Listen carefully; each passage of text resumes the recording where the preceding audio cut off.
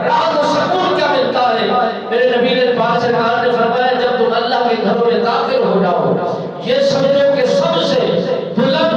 بالا پر یہ میرا گھر ہے، سب دنیا کے گھر کمزور ہے، یہ میرا گھر سب سے افضل والا ہے، پھر سمجھو کہ تم اعلیٰ گھر میں داخل ہو چکے ہو، اور پھر اس میں نیکی کماؤ، اچھائی کماؤ، برائی سے دور رہو، غفلت سے دور رہو۔ نبی سرکار کے غلاموں نے عرض کیا یا رسول اللہ پھر کیا کرنا چاہیے؟ آپ سرکار نے فرمایا جب اللہ کے گھروں میں داخل ہو جاؤ چٹائی کو بچھا دو، تمہیں برکت کیا ملے گی؟ راحت و سکون کی طرح نصیب ہوگا۔ جس نے اللہ کے گھروں میں آ کر کسی ایک چٹائی کو بچھا دیا یا ایک صف کو سیدھا کر دیا